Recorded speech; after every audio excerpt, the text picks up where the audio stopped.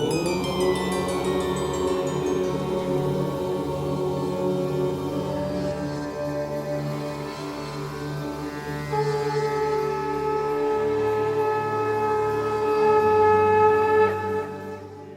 झूलेलाल। मां मोहित सतपाल तव्हां सभिनी जो स्वागत थो कयां अॼु जे एपिसोड में।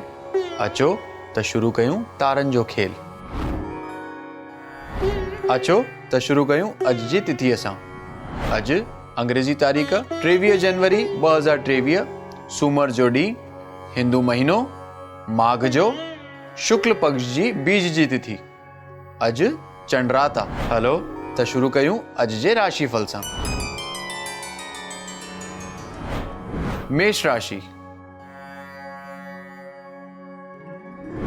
मेष राशि वारनि खे अॼु पंहिंजे स्वास्थ्य ते जाम ध्यानु रखिणो आहे। जेतिरो थी सघे पंहिंजे मन खे शांति रखिणो आहे। हुन जे लाइ हुननि खे अॼु शिव जी उपासना करणु खपे। कोई ना कोई शिव मंदिर में वञी करे जल चाढ़णु खपे। वृषभ राशि।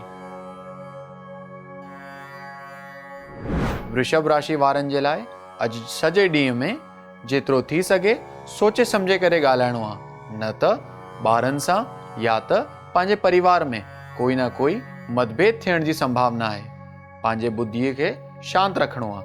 हुन जे लाइ तव्हांखे या योगा या मेडिटेशन करणी आहे।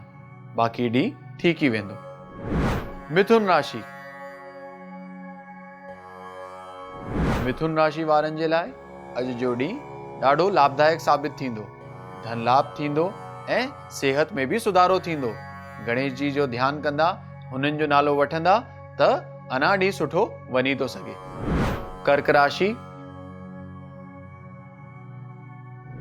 कर्क राशि वारनि खे अॼु शत्रुअनि ते विजय प्राप्त थी सघे। हुननि खे धन लाभ बि थींदो। यदि कोई ना कोई मंदिर वेंदा त हुननि जो ॾींहुं ॾाढो सुठो वेंदो। सिंह राशि। सिंह राशि वारनि खे अॼु सॼे ॾींहं में जेतिरो थी सघे ओतिरो स्वास्थ्य ते पंहिंजे ध्यानु रखिणो आहे। हुन जे लाइ हुननि खे सूर्य जी उपासना करणु खपे ऐं अॼु जो ॾींहुं थोरो हुननि जे लाइ गौड़ो साबित थी थो सघे।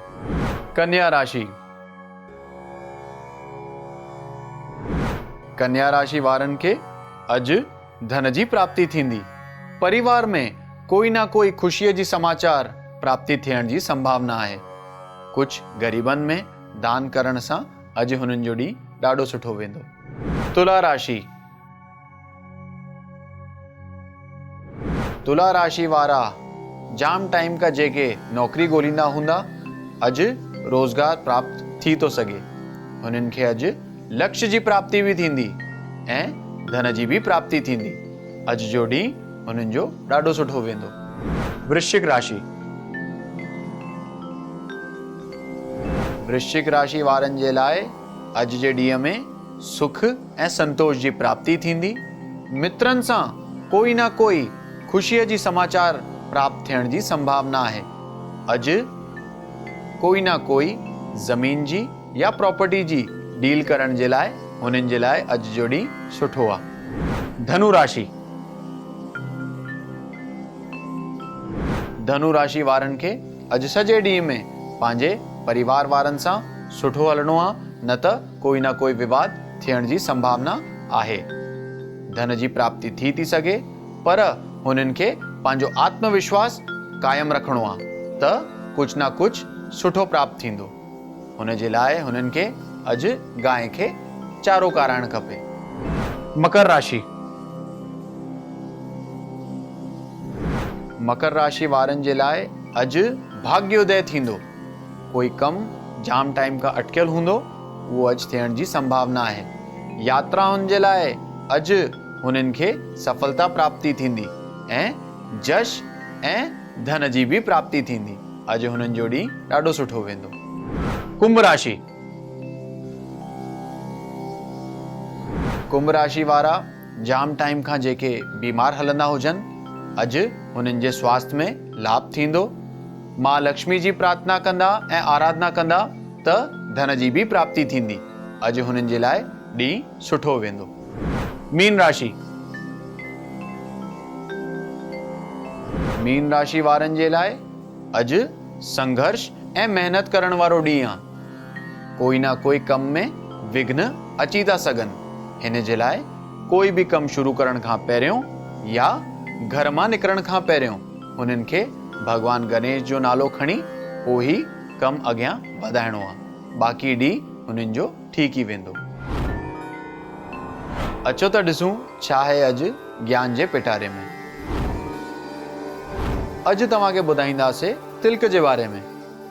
तिलक जेको आहे उहे अलॻि अलॻि प्रकार जा हूंदा आहिनि। कुमकुम जो, चंदन जो, हल्दीअ जो ऐं भस्म जो।